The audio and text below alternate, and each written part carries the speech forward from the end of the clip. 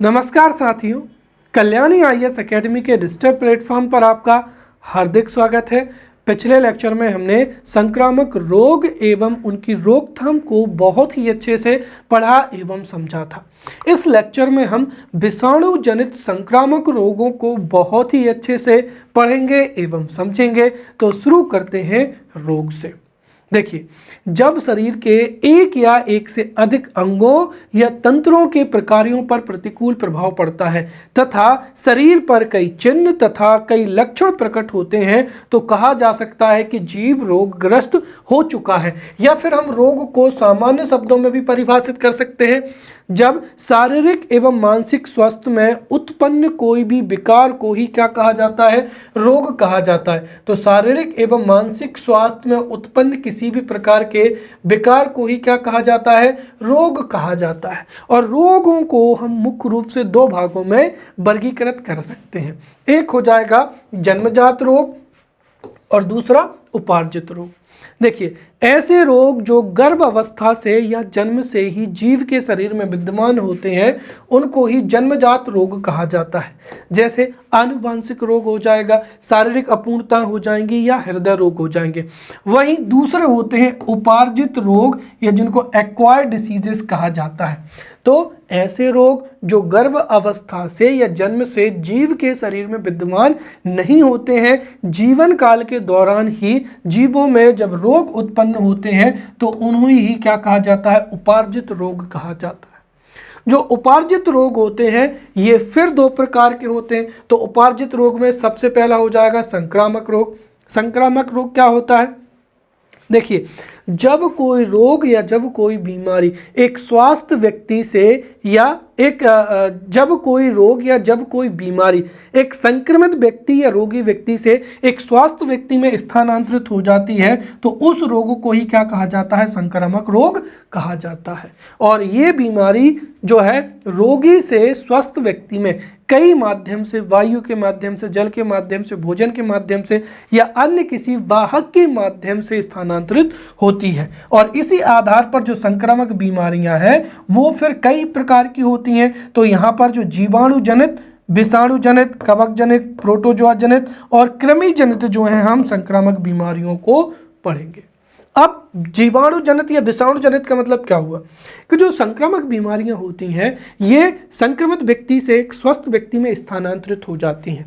यदि ये बीमारियों का कारण अगर विषाणु है तो हम उन्हें विषाणु जनित बीमारियां कहेंगे। अगर किसी बीमारी, कोई संक्रामक बीमारी जीवाणु के माध्यम से संक्रमित हो रही है या फैल रही है तो वह जीवाणु जनित बीमारी होगी। तो इस लेक्चर में हम जो है विषाणु जनित संक्रामक रोगों को पढ़ेंगे।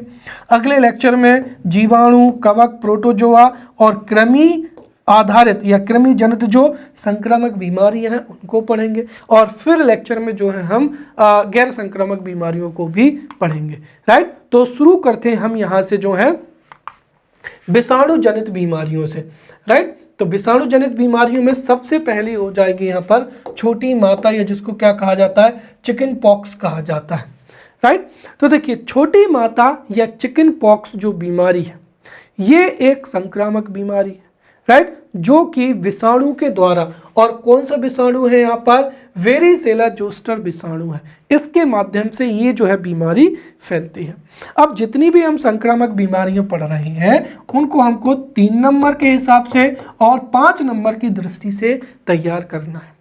अगर कोई भी संक्रमित बीमारी 3 नंबर में पूछी जाती है तो चूंकि उस बीमारी के बारे में हमारे पास में कंटेंट ज़्यादा होगा तो हमें ये देखना है कि लिखना क्या क्या है। तो अगर कोई भी बीमारी जैसे छोटी माता 3 नंबर में पूछी जाती है तो हम बहुत ही कम शब्दों में जो है लिख सकते हैं। जैसे छोटी माता है तो छोटी माता वेरिसोला जोस्टर विषाणु से फैलने वाली एक संक्रमित बीमारी होती है जिससे प्रभावित अंग जो है संपूर्ण शरीर होता है। तो इस तरीके से हम जो है एक ही लाइन में कम से कम शब्दों में किसी भी बीमारी को रिप्रेजेंट कर देंगे। हाँ, एक चीज और है कि अगर कोई भी संक्रमित बीमारी किसी भी वजह से अगर न्यूज़ में है तो उसका उल्लेख करना जरूरी है। राइट, जैसे आपको पता हो गया कि बर्ड फ्लू अब कोरोना के जैसे पिछले वर्ष जो है बर्ड फ्लू भी भारत के कई राज्यों में फैला था, और अगर बर्ड फ्लू से कोई क्वेश्चन पूछा जा रहा है तो हम उसका उत्तर उसी तरीके से लिखेंगे जो कि प्रश्न में पूछा गया है। हाँ, जो बर्ड फ्लू का जो चर्चा का विषय है, जैसे कि पिछले वर्ष जो है 4 से 5 राज्यों में बर्ड फ्लू फैला है, उसकी वजह से कई जो पक्षी हैं, राइट, उनको एकत्रित किया गया और उनको जो है अलग दूसरे स्थानों पर भेजा गया। तो इस तरीके की जो भी करंट की जो चर्चा है, या किसी बीमारी का कोई नई वैक्सीन जो है लॉन्च हुई है, या कोई नई दवाई आई है, तो किसी वैक्सीन की वजह से, नई ड्रग की वजह से, या फिर उस रोग की फैलने की वजह से अगर कोई भी बीमारी चर्चा में बनी हुई है तो 5 नंबर में हम उसको मेंशन जरूर करेंगे, ताकि एग्जामिनर ये रहे कि हम जो है हमारे एनवायरनमेंट से और वर्तमान समय से जो है करंट अफेयर से भी हम अवेयर हैं, राइट। तो चलिए हम जो है पहली बीमारी के बारे में चर्चा कर रहे थे। तो सबसे पहली जो बीमारी हो जाएगी वो कौन सी हो जाएगी, यहाँ पर छोटी माता या चिकन पॉक्स बीमारी हो जाएगी। देखिए, छोटी माता या जो चिकन पॉक्स बीमारी है, ये एक संक्रामक बीमारी है जो कि विषाणु, और उसका नाम क्या है, वेरिसोला जोस्टर नामक विषाणु के कारण जो है फैलती है। और छोटी माता जो बीमारी है, इस बीमारी में रोगी व्यक्ति के शरीर पर छोटे छोटे दाने उभर कर आ जाते हैं, राइट, और छोटे छोटे दाने उभर कर आ जाते हैं और संपूर्ण शरीर पर ये दाने उपस्थित होते हैं। अर्थात छोटी माता बीमारी से जो प्रभावित कोई विशेष अंग ना होकर छोटी माता बीमारी से संपूर्ण शरीर प्रभावित होता है, जिसमें शरीर पर जो है गुलाबी रंग के छोटे छोटे दाने क्या होते हैं, निकल कर आ जाते हैं। और साथ ही साथ रोगी को हल्का बुखार भी आता है, राइट, हाथ पैरों में दर्द होता है, शरीर में थकावट होती है, साथ ही साथ उसको अन्य लक्षण भी उत्पन्न होते हैं। इसकी रोकथाम जो की जाती है, सबसे पहली चीज तो ये कि ये संक्रमित बीमारी है, तो संक्रमित व्यक्ति को परिवार से जो है अलग कर देना चाहिए, ताकि किसी भी प्रकार से जो संक्रमण है वो अन्य परिवार के सदस्यों में ना फैले। साथ ही साथ जो है वातावरण की स्वच्छता पर भी ध्यान देना चाहिए, और जो भी रोगी है उसके जितने भी वस्त्र हैं या जो भी वो बर्तन इस्तेमाल करता है, राइट, उनकी भी नियमित तरीके से साफ सफाई होनी चाहिए, और रोगी से प्रत्यक्ष संपर्क ना हो इस बात का भी ध्यान रखना चाहिए, राइट। अगर इतनी चीज़ों के अलावा जो प्रत्यक्ष, अगर हम उसके प्रत्यक्ष संपर्क से बचते हैं, साफ सफाई नियंत्रित करते हैं, राइट, तो इस बीमारी को जो है रोका जा सकता है। साथ ही साथ ये बीमारी कई बार, अगर संक्रमण बहुत तेजी से फैलता है तो कई बार इस बीमारी से कमजोरी भी उत्पन्न होती है, तो कई बार जो है लोगों की मृत्यु भी हो जाती है। साथ ही साथ यहाँ पर एक चीज पर और ध्यान देना है कि कई जो बीमारियां हैं उनको लेकर जन सामान्य में कई प्रकार की भ्रांतियां होती हैं, कई प्रकार की अफवाहें होती हैं, राइट। जैसे आज भी भारत के कई क्षेत्रों में छोटी माता या जो चिकन पॉक्स है, इसको देवीय प्रकोप समझा जाता है। देवीय प्रकोप से तात्पर्य क्या हुआ कि आप आपका कार्य कर रहे हैं, भूल चूक अगर आपसे कोई गलती हो गई तो जो देवी माँ है वो आपको दंडित करने के लिए यह रोक दे रही है। ये पूरी तरीके से जो है गलत धारणा है, राइट। ये छोटी माता या जो चिकन पॉक्स है ये एक संक्रामक बीमारी है, राइट, जिसको भारत के कई क्षेत्रों में देवी प्रकोप भी माना जाता है। और साथ ही साथ अगर ये रोग किसी व्यक्ति के शरीर में उत्पन्न होता है तो वो बहुत जल्दी ठीक भी हो जाएगा, और साथ ही साथ उसके शरीर में जो है रोग प्रतिरोधक क्षमता भी विकसित हो जाती है। क्लियर। अब अगला हो जाएगा यहाँ पर चेचक हो जाएगा, या जिसको क्या कहा जाता है, स्मॉल पॉक्स कहा जाता है। तो चेचक या स्मॉल पॉक्स एक संक्रामक बीमारी है जो कि वेरिओला विषाणु के कारण जो है फैलती है, और इस बीमारी से भी पूरा का पूरा जो शरीर प्रभावित होता है। चेचक बीमारी में भी रोगी व्यक्ति के शरीर पर जो है लाल दाने आ जाते हैं, राइट। तो इस बीमारी में भी रोगी के मुंह पर जो है लाल दाने आ जाते हैं, और साथ ही साथ उसको बुखार, सिर दर्द, उल्टियां होना, उसके पाचन तंत्र में गड़बड़ी, थकावट होना इत्यादि जो है लक्षण प्रकट होते हैं। साथ ही साथ इस कि अगर हम रोकथाम की चर्चा करें तो जो चेचक है वो पूरी की दुनिया में फैलने वाली जो थी एक महामारी जैसा रोग था, जिसका टीके के माध्यम से या टीकाकरण के माध्यम से जिसको दुनिया के कई देशों से इस पर नियंत्रण किया गया। तो चेचक की रोकथाम के लिए टीके का प्रयोग किया जाना चाहिए। साथ ही साथ जो चेचक के टीके की खोज की थी वो एडवर्ड जेनर ने की थी। तो चेचक के टीके की खोज एडवर्ड जेनर के द्वारा की गई थी और चेचक बीमारी को टीकाकरण के माध्यम से रोका जा सकता है। जहां पर शुरुआती दौर में ये बीमारी बहुत ही खतरनाक समझी जा रही थी और टीकाकरण के माध्यम से इसको नियंत्रण पा लिया गया है। और अगर हम देखें तो वैश्विक रूप से ये जो बीमारी है ये कई देशों से या अधिकांश देशों से समाप्त हो चुकी है। साथ ही साथ इसकी रोकथाम में चूंकि ये संक्रमित बीमारी है तो रोगी से भी दूर रहना चाहिए और रोगी के प्रत्यक्ष संपर्क में नहीं आना चाहिए।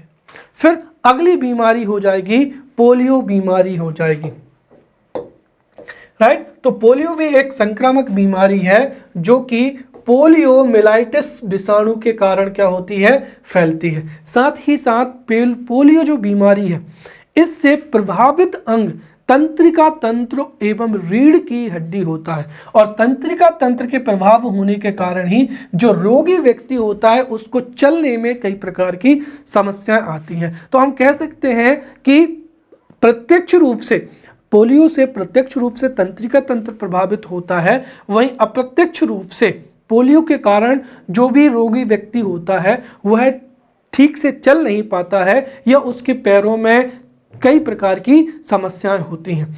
और पोलियो में जो मांसपेशियां होती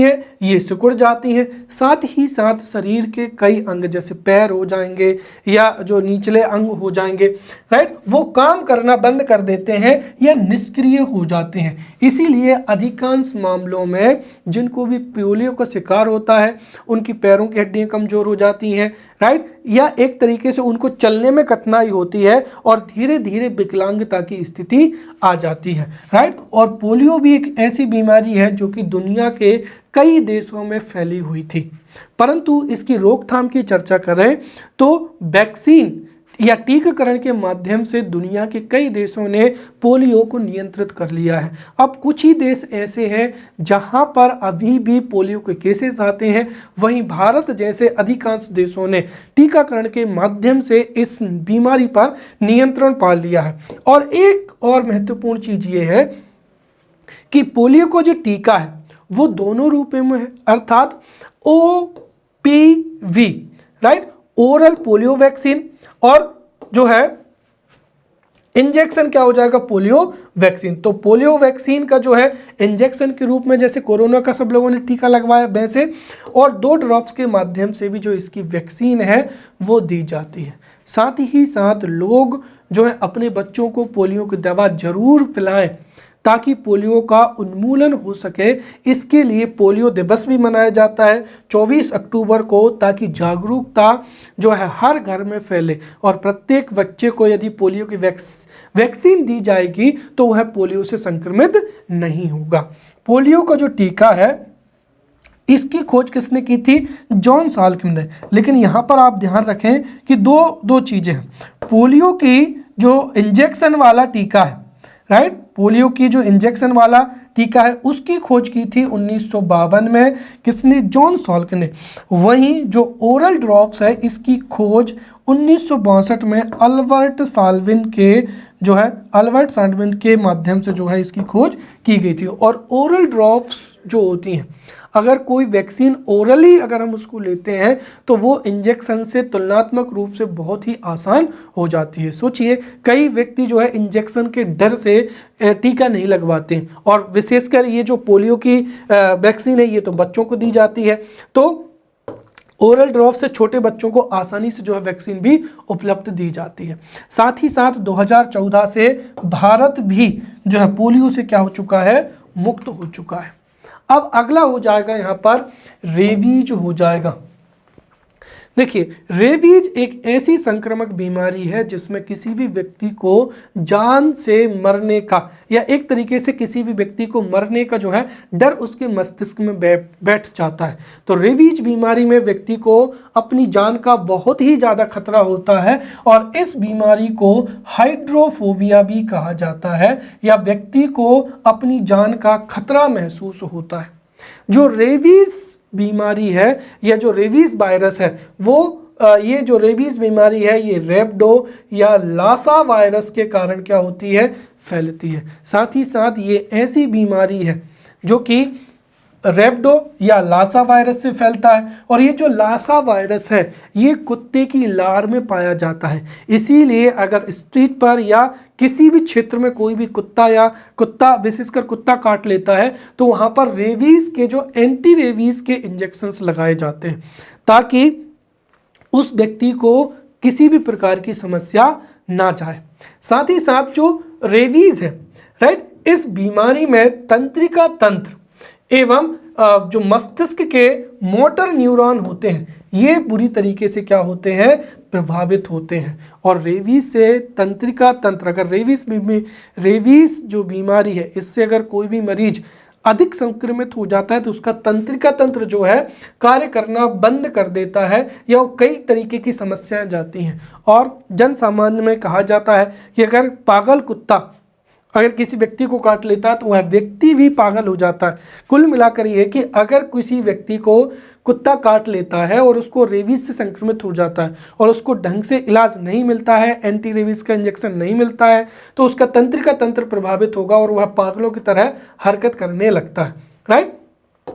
साथ ही साथ पहले जो था जब कुत्ते के काटने पर 14 इंजेक्शन लगते थे, लेकिन वर्तमान समय में इसकी जो वैक्सीन है, एंटी रेबीज वैक्सीन है, ये जो है इसकी संख्या कम हो गई। अब तो जितना घाव रहता है उसके आधार पर 3 या 4 डोजेस जो है वो इसके इंजेक्शंस के दिए जाते हैं। साथ ही साथ इसके जो सामान्य लक्षण हैं वो क्या होते हैं, सामान्य बुखार, सिर दर्द होना और पेशियों में ऐंठन होना।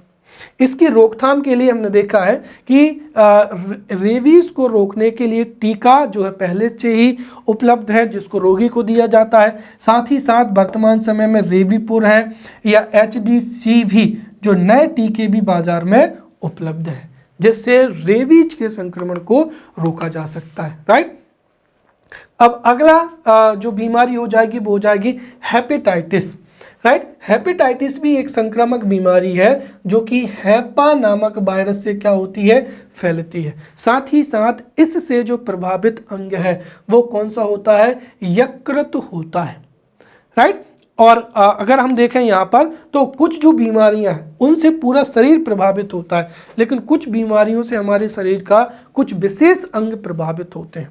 और हमने देखा था कि मनुष्य के शरीर में अनुमानित 79 जो है अंग अवस्थित हैं, जिसमें से 5 अंग जो है बहुत ही महत्वपूर्ण माने जाते हैं। अगर उनको किसी भी प्रकार से क्षतिग्रस्त होता है तो उससे व्यक्ति की जान भी जा सकती है। और हमें पता है कि जो यकृत है अगर वह कार्य करना बंद कर देगा या ज़्यादा क्षतिग्रस्त हो जाएगा तो उससे व्यक्ति की मृत्यु भी हो जाती है। इसीलिए हेपेटाइटिस बीमारी से कई बार अगर संक्रमण ज़्यादा फैल जाता है तो उससे व्यक्ति की मृत्यु भी हो जाती है, राइट। जो हेपेटाइटिस है, हेपेटाइटिस जो है 6 प्रकार का होता है। Hepatitis A, B, C, D, E एवं क्या हो जाएगा, G हो जाएगा। तो हेपेटाइटिस 6 प्रकार का जो है मनुष्यों में या जीवों में पाया जाता है। अगर हम देखें तो हेपेटाइटिस A एंड E है, ये जल में पैदा होने वाले जो है जल में पैदा होने वाले वायरस होते हैं, अर्थात जल के माध्यम से हेपेटाइटिस A एवं E का संक्रमण हो सकता है। साथ ही साथ जो हेपेटाइटिस B है, C है, D है एवं G है, ये रक्त के माध्यम से फैलने वाले क्या है, वायरस है, अर्थात hepatitis B, C, D, G जो है रक्त के माध्यम से जो है फैल सकता है। साथ ही साथ जो हेपेटाइटिस B एवं C है ये अत्यधिक खतरनाक हो सकते हैं। यदि संक्रमण ज़्यादा ही शरीर में फैल जाएगा तो उससे लीवर डैमेज हो सकता है और व्यक्ति की मृत्यु भी जा सकती है। हेपेटाइटिस से प्रभावित अंग जो है वो यकृत होता है। साथ ही साथ इसके जो लक्षण है, इसमें लीवर में क्या होती है, सूजन आ जाती है, राइट। और लीवर में सूजन आने के साथ ही साथ जो लीवर के द्वारा जो पित्त है या बाइल है उसका स्त्रावण भी प्रभावित होता है और उसकी वजह से पेट में जलन भी बढ़ जाती है, साथ ही साथ पाचन तंत्र बिगड़ जाता है, उल्टियाँ होती हैं, साथ ही साथ जो है इसकी आँख और जो त्वचा का जो है क्या होती है, पीली पड़ जाती है। तो जो हेपेटाइटिस है जिसको हम आम भाषा में पीलिया या जॉन्डिस भी कहते हैं, राइट। तो ये जो हो जाएगा इसमें आंख एवं त्वचा का क्या हो जाएगा, पीलापन भी हो जाएगा। अब हेपेटाइटिस को कैसे रोका जा सकता है, राइट। तो हेपेटाइटिस को भी जो है टीकाकरण के माध्यम से नियंत्रित किया जा सकता है, अर्थात हेपेटाइटिस की रोकथाम के लिए वैक्सीन जो है उपलब्ध है। साथ ही साथ जो पीलिया है या हेपेटाइटिस है ये संक्रमित भोजन एवं संक्रमित पानी की वजह से तेजी से फैलता है, इसीलिए यदि दूषित जल, भोजन, राइट, इनको ग्रहण ना किया जाए, साथ ही साथ वातावरणीय स्वच्छता रखाई जाए, शारीरिक स्वच्छता पर विशेष ध्यान दिया जाए और दूषित जल की जगह पर अगर उबला हुआ या गुनगुना जल और सही ढंग से पके हुए भोजन का सेवन किया जाए तो उससे हेपेटाइटिस के संक्रमण को रोका जा सकता है। फिर अगला हो जाएगा यहाँ पर मीजल्स या क्या हो जाएगा, खसरा।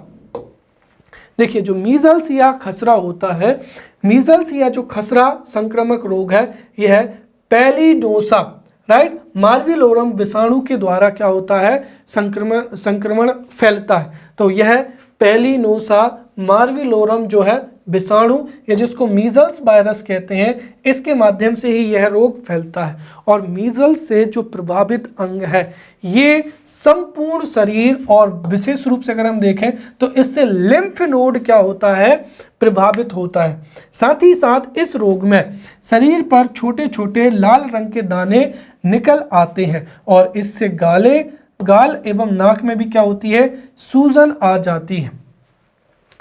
क्लियर। और मीजल्स या खसरा की रोकथाम के लिए भी टीका है जिसको एमएमआर टीका कहा जाता है। जो एमएमआर टीका है अगर आप ध्यान दें तो हमने पार्ट बी में, राइट, पार्ट बी की जो यूनिट 5 है उसमें हमने टीके पढ़े थे और उसमें मैंने बताया था कि जो एमएमआर वैक्सीन है ये एक ट्रिपलेट वैक्सीन है, अर्थात 3 बीमारियों के लिए यह वैक्सीन दी जाती है, जिसमें एम का मतलब हो जाएगा मीजल्स और क्या हो जाएगा, मम्स, गलसुआ और क्या हो जाएगा, रुवेलास हो जाएगा। तो मीजल्स हो, मम्स हो या रुवेलास हो, राइट, इन बीमारियों के संक्रमण को रोकने के लिए जो है मीजल्स की वैक्सीन उपलब्ध कराई जाती है। अगला हो जाएगा गलसुआ। गलसुआ जो संक्रमित बीमारी है यह मम्स वायरस या माइक्सो वायरस के कारण जो है फैलती है और गलसुआ से प्रभावित अंग क्या होता है, पैरोटिड ग्रंथि होती है। और जब पैरोटिड ग्रंथि में सूजन आती है तो उससे जो गाल का जो निचला भाग या जिबड़ा है ये क्या होता है, सूजन आ जाता है।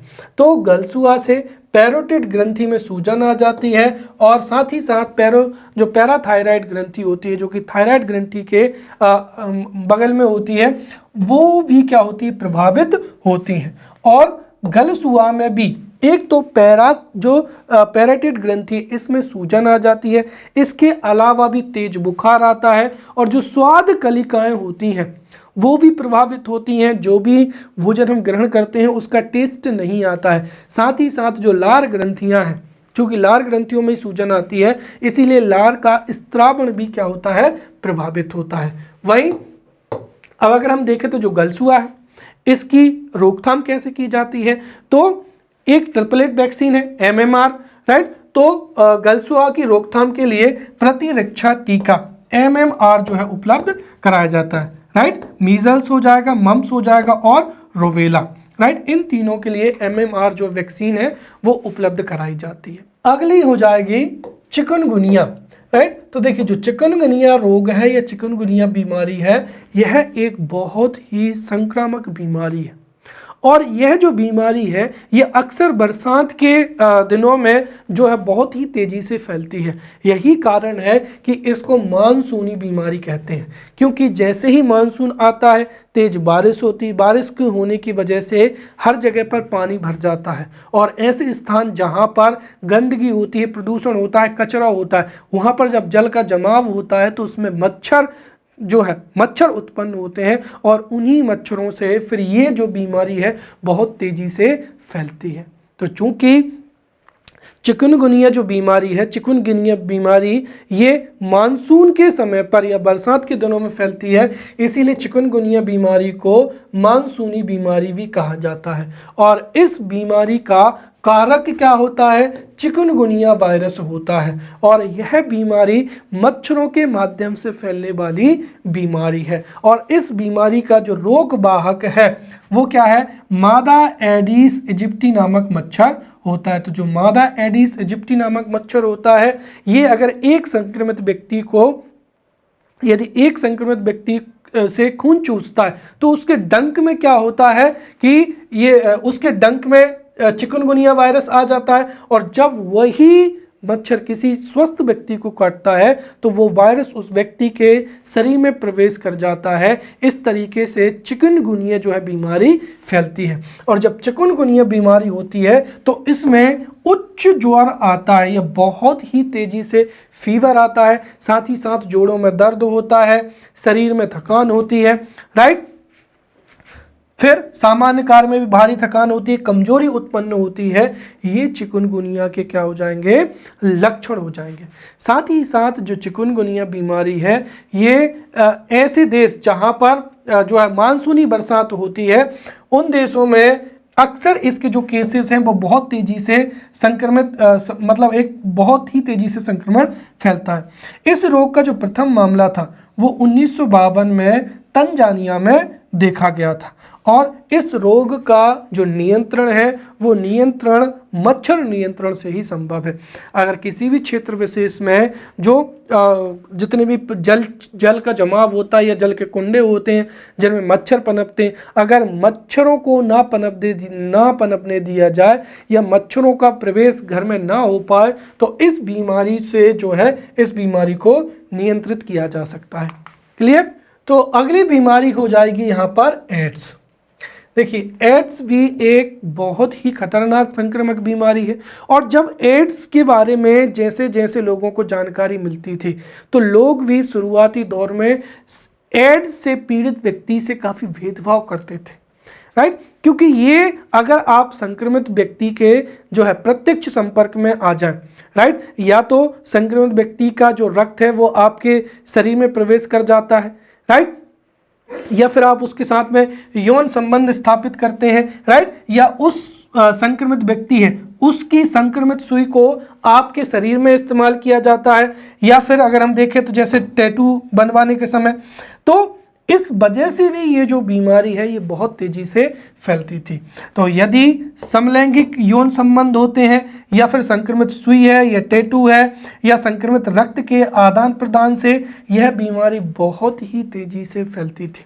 परंतु जैसे जैसे लोगों को इसके बारे में जागरूकता दी गई और जैसे जैसे लोगों ने अपने व्यवहार में अपने बिहेवियर में परिवर्तन किया तो वर्तमान समय में एड्स पर काफ़ी नियंत्रण पा लिया गया है। और साथ ही साथ जो एक तरीके से जो दुर्व्यवहार है जो कि एड्स के पेशेंट से पहले होता था अब उस पर भी काफ़ी नियंत्रण पा लिया गया है, राइट। जो एड्स बीमारी है इसमें एड्स का पूरा नाम होता है एक्वायर्ड इम्यूनोडेफिशिएंसी सिंड्रोम, राइट। तो एक्वायर्ड इम्यूनोडेफिशिएंसी सिंड्रोम और यह है ह्यूमन इम्यूनोडेफिशिएंसी वायरस के द्वारा क्या होता है, इस बीमारी के लक्षण प्रकट होते हैं। और चूंकि इसमें लिखा ही है डेफिशिएंसी, इम्यूनोडेफिशिएंसी रोग, अर्थात इस रोग से व्यक्ति की रोग प्रतिरोधक क्षमता बहुत ही कम हो जाती है।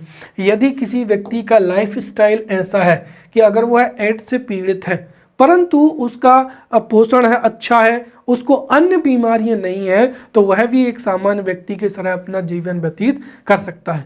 परंतु अगर किसी एड्स के पेशेंट्स को अगर कोई भी बीमारी हो जाती है तो चूंकि उसकी रोग प्रतिरोधक क्षमता या उसकी जो प्रतिरक्षा प्रणाली होती है वो बहुत ही कमज़ोर होती है, इसीलिए एड्स का जो पेशेंट होता है वो बहुत जल्दी बीमार हो जाता है और उसकी वजह से उसको कई समस्याएं भी उत्पन्न होती हैं, राइट। इसका लक्षण भी वही है कि इससे रोग प्रतिरोधक क्षमता जो है वो बहुत ही कम हो जाती है। छोटी से छोटी बीमारियां भी उस व्यक्ति की ठीक नहीं हो पाती हैं और लगातार कमजोरी बनी रहने की वजह से भी जो है वह धीरे धीरे और अधिक रोगग्रस्त होता चला जाता है, राइट। और ये किस माध्यम से फैलता है, जिसके बारे में हम चर्चा अभी कर चुके हैं। साथ ही साथ अगर हम देखें तो भारत सरकार ने भी भारत में एड्स के संक्रमण को रोकने के लिए राष्ट्रीय स्तर पर प्रयास किए हैं तथा एड्स को रोकने के लिए राष्ट्रीय एड्स नियंत्रण कार्यक्रम प्रारंभ किया है। इस कार्यक्रम का सबसे प्रमुख उद्देश्य यही है कि एड्स की रोकथाम के लिए लोगों के प्रति इसकी जानकारी उपलब्ध कराना है, ताकि अगर कोई व्यक्ति रक्तदान भी जो है अच्छे से हो सके, संक्रमित सुई का इस्तेमाल ना हो, जो है सुरक्षित यौन संबंध स्थापित करने जैसे अगर उपाय किए जाएंगे तो स्वाभाविक सी बात है यह रोग ज़्यादा नहीं फैलेगा। साथ ही साथ नाकों के द्वारा एड्स की मॉनिटरिंग हेतु प्रतिवर्ष सर्वेक्षण किया जाता है, ताकि जितने भी जो एड्स के पेशेंट हैं उनका सर्वेक्षण किया जा सके और उनको जो भी व्यवस्थाएं हैं या जो भी सहायता है वो मुहैया कराई जाए। साथ ही साथ परामर्श और परीक्षण केंद्रों की भी जो है स्थापना की गई है और उनकी संख्या में भी बढ़ोतरी की जा रही है, ताकि जितने भी रोगी व्यक्ति हैं, पेशेंट्स हैं या आम व्यक्ति हैं, वो भी इन परीक्षण केंद्रों से या परामर्श केंद्रों से जो है सलाह मशवरा कर सकते हैं। साथ ही साथ लोग इससे जागरूक हो सके, अपने बिहेवियर में चेंज लेकर आए तो एड्स के संक्रमण को भी रोका जा सकता है। इसीलिए विश्व एड्स दिवस जो है 1 दिसंबर को मनाया जाता है। और अगर हम चर्चा करें भारत की, तो भारत के लोगों में एड्स का जो सामान्यतः वायरस होता है वह HIV 36 वायरस जो है इसकी वजह से भारत में जो है फैला है। अब हम चर्चा करते हैं कोविड-19 की, राइट। तो यहाँ पर एक चीज का ध्यान रखें, कोरोना महामारी हम सामान्य शब्दों में कहते हैं। WHO ने इस बीमारी का जो नाम दिया है वो कौन सा हो जाएगा, कोविड-19 हो जाएगा, राइट। तो कोरोना के बारे में अगर हम चर्चा करते हैं तो सबसे पहले तो कोरोना जो महामारी है इस रोग का नाम क्या है, कोविड-19 है और ये WHO के द्वारा जो है घोषित नाम है, क्योंकि कई बार जो है मीडिया के माध्यम से या कुछ लोगों के माध्यम से इसको चाइनीज़ वायरस भी कहा जा रहा था, जिसकी वजह से चाइना के लोगों के प्रति घृणा भी जो है देखने को मिल रही थी। इस वजह से WHO हर बीमारी को एक नाम देता है ताकि उस विशेष क्षेत्र के या उस विशेष नस्ल के लोगों के साथ में कोई भेदभाव ना हो, राइट। तो इस बीमारी का जो नाम है वो कोविड-19 बीमारी है, जिसको हम कोरोना महामारी के नाम से भी जानते हैं और यह एक जूनोटिक बीमारी है। ये इसकी सबसे प्रमुख विशेषता है। जूनोटिक रोग क्या होते हैं, देखिए कई बार सूक्ष्म जीवों के संपर्क में आने से जो है पशु पक्षी या जंतु या जानवर जो है वो क्या होते हैं, रोगग्रस्त हो जाते हैं। और जब कोई रोग जंतुओं से जो कि जंतुओं में अगर वो मनुष्यों में भी फैलना शुरू हो जाए तो उसको ही हम क्या कहते हैं, जूनोटिक रोग कहते हैं। तो कोविड-19 एक जूनोटिक रोग है जिसका प्रसार किसी न किसी जीव से मनुष्य में हुआ है।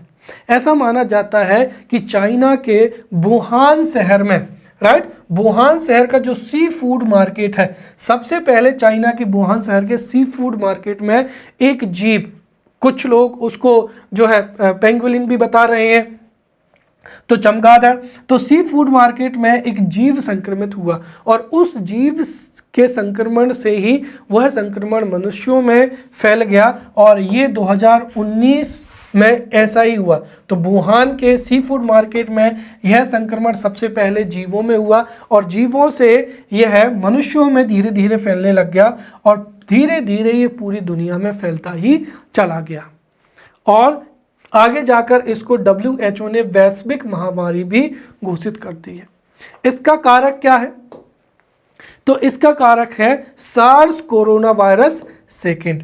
ध्यान रखें कि कोरोना वायरस जो है, कोरोना वायरस का एक परिवार है जिसमें कई प्रकार के कोरोना वायरस हैं, राइट। जैसे सार्स बीमारियां हो जाएंगी, मर्स बीमारियां हो जाएंगी, तो कोरोना परिवार में कई कोरोना के वायरस होते हैं और उस कोरोना परिवार में से जो है सार्स CoV-2 इसकी वजह से देखा जाए तो ये कोविड-19 बीमारी होती है। तो SARS-CoV-2 इस वायरस से ही जो कोविड-19 ये बीमारी होती है, और इस जो वायरस है इसका संबंध सार्स एवं मर्स से भी क्या है, संबंधित है। अब कोविड-19 के लक्षण क्या होते हैं हमें बहुत अच्छे से पता है। तो जब कोई भी व्यक्ति कोरोना से इन्फेक्टेड हो जाता है तो उसके जो लक्षण है 1 से 14 दिन के बीच में प्रकट होते हैं, राइट। इसमें सबसे पहला तो क्या हो जाएगी कि यदि कोई भी व्यक्ति कोरोना से संक्रमित है तो उसको बुखार आता है, सर्दी, खांसी, जुखाम, फिर उसको सांस लेने में कठिनाई होती है, साथ ही साथ सिर दर्द होता है, गले में दर्द होता है, मांसपेशियों में दर्द, पूरा बदन टूटता है या थकान होती है, कमजोरी आ जाती है, और सबसे आखिरी में देखा जाए तो रोगी का जो है ऑक्सीजन लेवल भी या ऑक्सीजन का स्तर भी कम हो जाता है। अब इसकी रोकथाम कैसे की जा सकती है? तो महामारी को रोकने के लिए जो सबसे प्रमुख है वो है जांच, राइट। जांच से हमें पता चलता है कि किस क्षेत्र में कितनी तीव्रता से कोई भी बीमारी जो है फैल रही है, और वो जितनी तीव्रता से फैलेगी उसकी जितनी भी घातकता होगी उस आधार पर प्रशासनिक कदम लिए जाएंगे। तो कोविड-19 की जो जांच है वो जांच के तरीकों से आप भली भांति परिचित है। सबसे पहला क्या हो जाएगा, RT-PCR टेस्ट हो जाएगा, राइट। RT-PCR टेस्ट में मरीज के जो गले का या नाक का स्वैब लिया जाता है, राइट, और उस स्वैब से फिर वायरस के RNA की जांच की जाती है।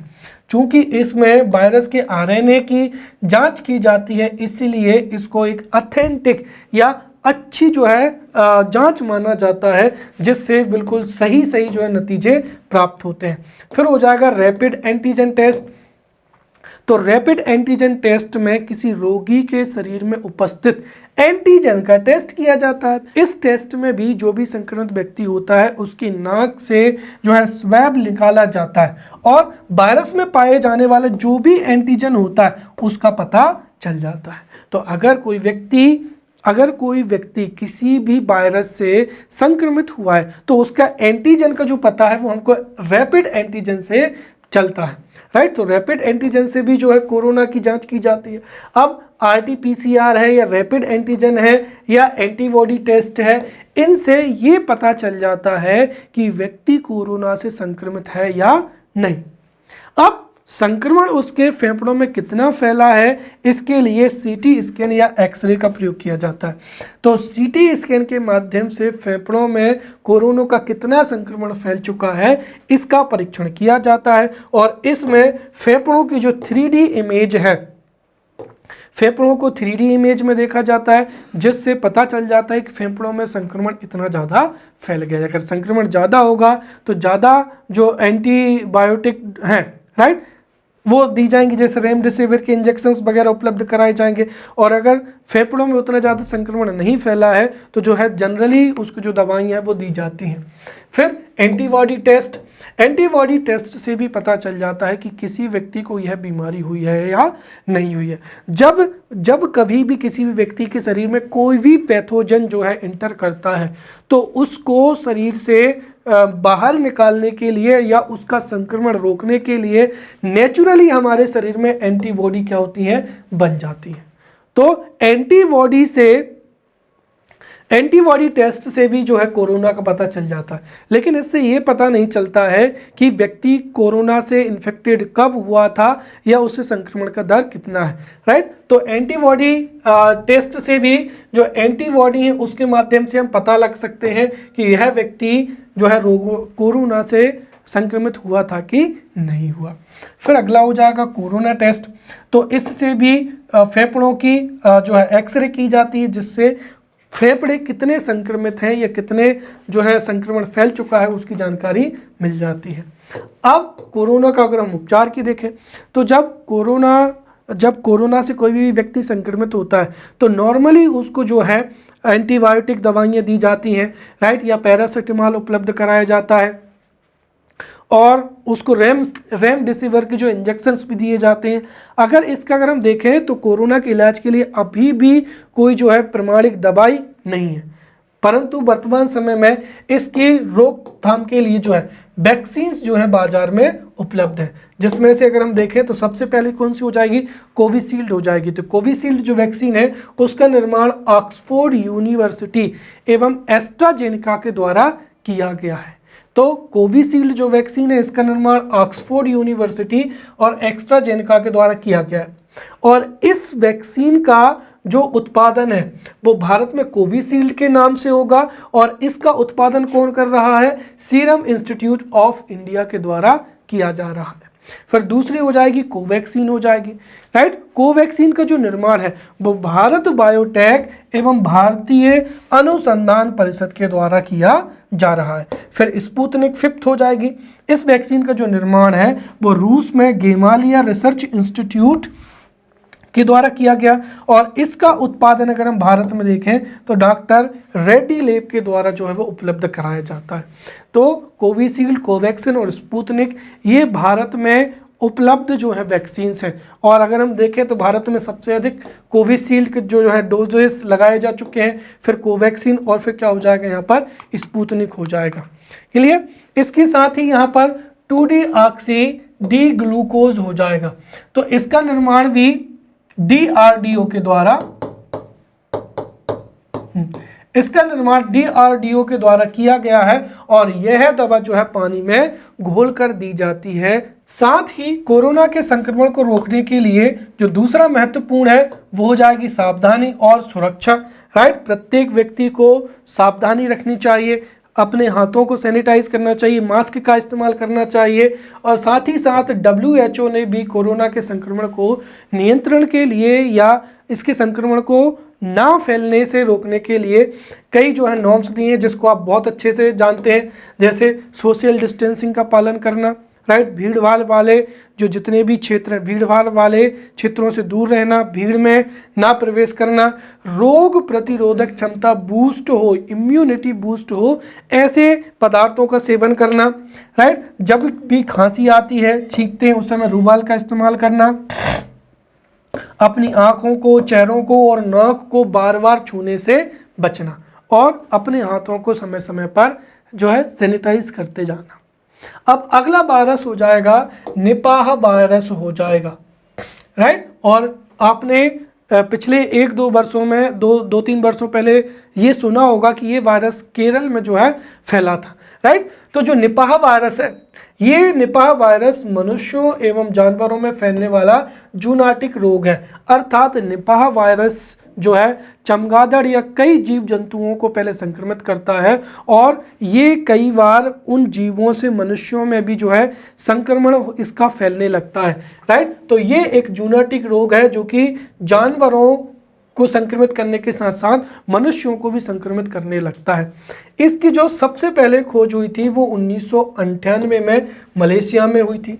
वहीं 1999 में इसको सिंगापुर में भी देखा गया था, और 2014 में इसके कुछ जो केसेस थे वो बांग्लादेश में भी पाए गए थे। साथ ही साथ अगर हम भारत की बात करते हैं तो भारत में भी जो इसके केस थे वो 2001 में आए थे, और अगर हम बात करते हैं तो हाल ही में केरल में भी इस वायरस से जो है कई लोग क्या हुए थे, संक्रमित हुए थे। इसका कारक क्या है, तो देखिए ये जो निपाह वायरस है ये टेरोपस जीन्स के कारण क्या होता है, फैलता है। तो जो निपाह वायरस है वो टेरोपस जीन्स नामक एक विशेष प्रकार के वायरस से फैलता है, और ये जो टेरोपस जीन्स होता है ये चमगादड़ जो फ्रूट्स पर पाए जाते हैं, राइट, उनके माध्यम से यह फैलता है। साथ ही साथ खजूर के पेड़ से निकलने वाले पदार्थ का सेवन करने से भी यह वायरस क्या होता है, फैलता है, राइट।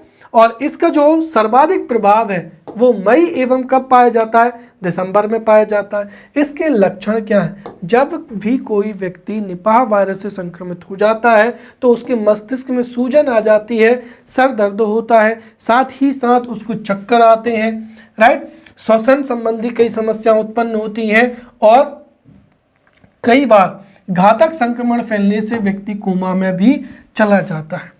अगर हम बात करते हैं निपाह वायरस की, तो निपाह वायरस का भी कोई जो है विशेष दवाई इसके लिए उपलब्ध नहीं है, परंतु आपातकालीन समय में या जब कभी भी इस वायरस का संक्रमण बहुत ज़्यादा फैल जाता है तो रेमडेसिविर जो है वो रोगी को दी जाती है, राइट। और इसके उपाय भी वही है, अगर हम जो है ऐसे फ्रूट का सेवन ना करें जिसको किसी भी जंतु ने खाया है, राइट। साथ ही साथ जो खजूर से पेड़ से निकलने वाला रस है उसको भी सेवन ना करें, संक्रमित व्यक्ति से दूर रहें, तो इससे जो है वो बचा जा सकता है। अगला हो जाएगा इबोला या मारबर्ग क्या हो जाएगा, वायरस हो जाएगा।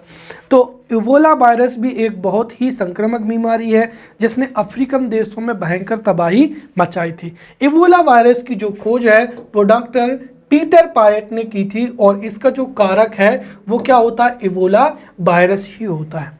दरअसल इस वायरस की खोज सबसे पहले सन 1976 में अफ्रीका महाद्वीप के कांगो प्रांत के पास इबोला नदी, राइट, इबोला नदी के पास एक गांव में एक संक्रमित मरीज से हुई थी, इसीलिए इसको क्या कहा जाता है, इबोला वायरस भी कहा जाता है। और इबोला वायरस से कई अफ्रीकन देश, जैसे अगर हम देखें तो गिनी हो जाएगा, सियरा लियोन हो जाएगा, नाइजीरिया हो जाएगा, इसमें कई लाखों लोगों की जान जा चुकी है। इसीलिए WHO ने इसे 2004 में अंतरराष्ट्रीय स्वास्थ्य आपदा जो है वो घोषित कर दिया है। साथ ही साथ जो लाइबेरिया देश है इसने भी इस बीमारी के चलते अपने यहाँ पर जो है आपातकाल घोषित कर दिया है। ये बीमारी फैलती कैसी है, तो मनुष्यों में इसका जो संक्रमण है वो संक्रमित जो जानवर हैं जैसे चिंपैंजी है, चमगादड़ है, हिरण आदि है, इनके सीधे संपर्क में आने से होता है। यदि मनुष्य इन जानवरों के सीधे संपर्क में आ जाता है तो ये बीमारी उन मनुष्यों में प्रवेश कर जाती है। अगला हो जाएगा यहाँ पर जीका वायरस हो जाएगा, राइट। तो जीका वायरस जो है वो जीका वायरस के कारण होने वाली एक क्या होती है, बीमारी होती है। और जो जीका वायरस है वो फ्लेविविरिडा समूह से संबंधित एक वायरस है जिसकी पहचान कहाँ पर की गई थी, युगांडा के जीका जंगलों में 1947 में की गई थी। तो जो जीका वायरस है वो फ्लेविविरिडा समूह से संबंधित क्या है, वायरस है, और इसकी पहचान 1947 में जीका के जंगलों में की गई थी। जो जीका वायरस है इसके कुछ केसेस जो है वो भारत में भी देखने को मिले हैं, राइट। भारत में 2017 में अहमदाबाद में जीका वायरस के जो है संक्रमित व्यक्ति पाए गए थे, राइट। यह इसका संक्रमण पाया गया था। इसका वाहक क्या होता है, तो जो जीका वायरस होता है यह मादा एडिस मच्छर के काटने से होता है, असुरक्षित यौन संबंध से और संक्रमित रक्त के आदान प्रदान से होता है। जब जीका वायरस से कोई भी व्यक्ति प्रभावित होता है तो उसके शरीर में दर्द होता है, मांसपेशियों में जकड़न हो जाती है, आंखों में सूजन आ जाती है, शरीर पर लाल चकत्ते उभर आते हैं, राइट, इत्यादि इत्यादि कई जो है लक्षण प्रकट होते हैं। साथ ही साथ विशेष बात यह है कि जो जन्म लेने वाले बच्चे होते हैं, जन्म लेने वाले बच्चों का जो सिर है वो छोटा हो जाता है, राइट। तो जन्म लेने वाले जो बच्चे हैं उनका सिर छोटा हो जाता है। साथ ही साथ वयस्कों में जो है गुलेन-बरे सिंड्रोम भी क्या होता है, उत्पन्न होता है।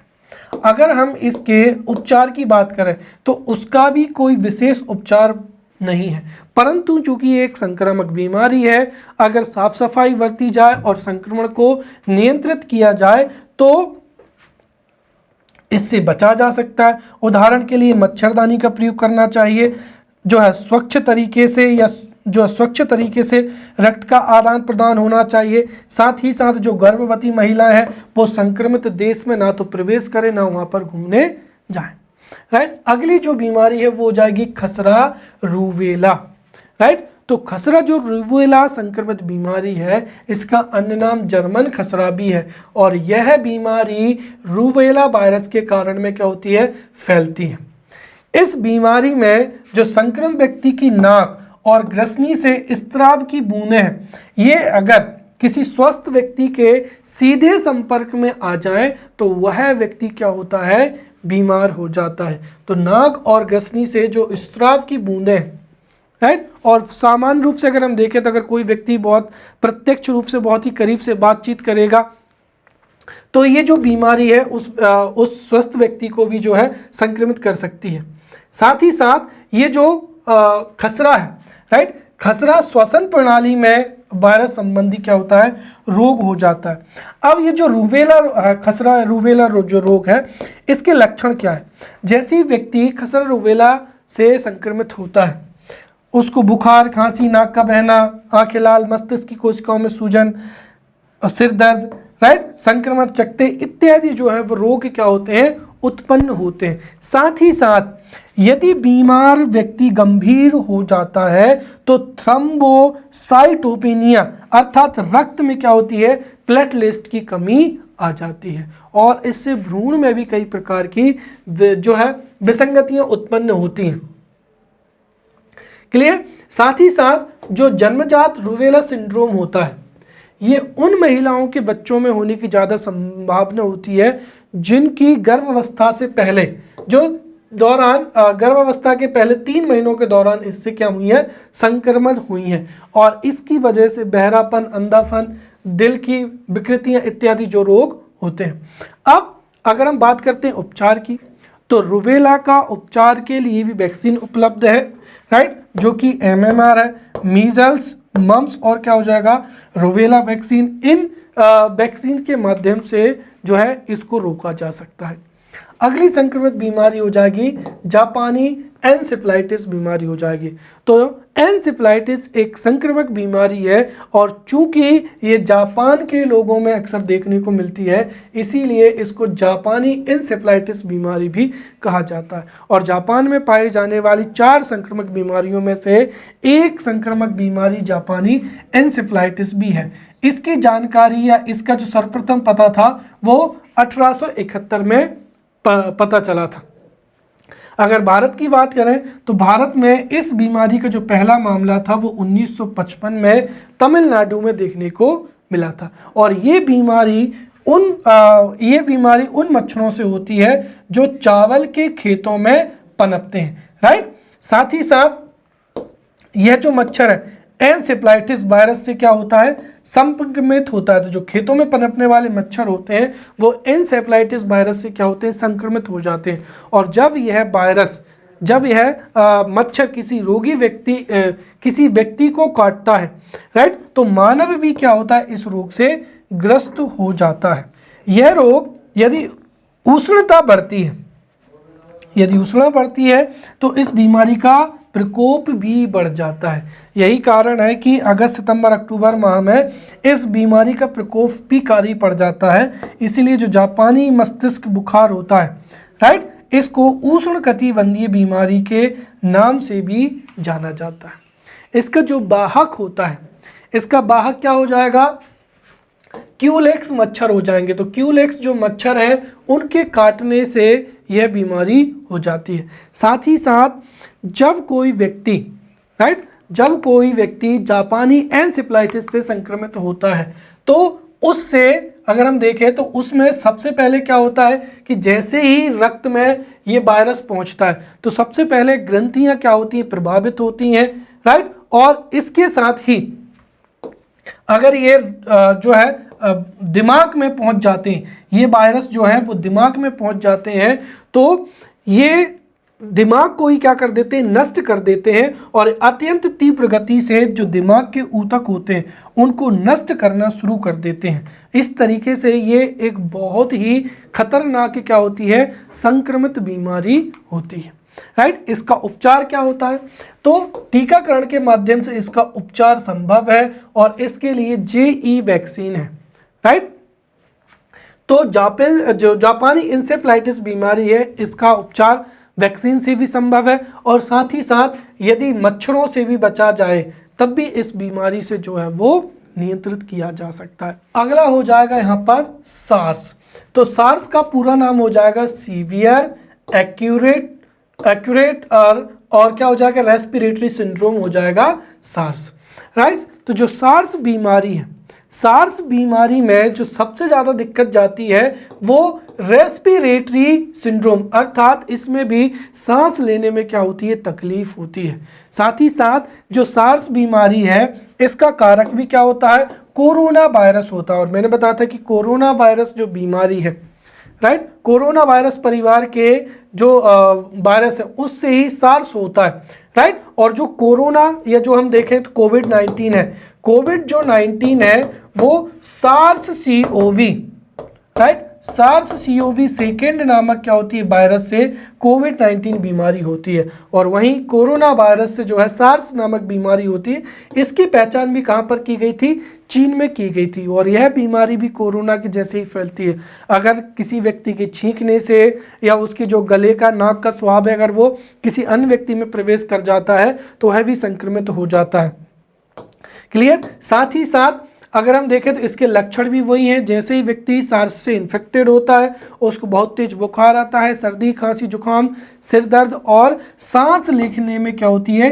कठिनाई होती है। और व्यक्ति को निमोनिया का जो है वो खतरा भी क्या होता है? बढ़ जाता है। इसका अगर हम देखें तो उपचार क्या है? पूरा का पूरा वही है जो कोरोना का है। अगली हो जाएगी यहाँ पर बर्ड फ्लू। बर्ड फ्लू भी एक संक्रामक बीमारी है जो कि मुख्य रूप से पक्षियों में पाई जाती है।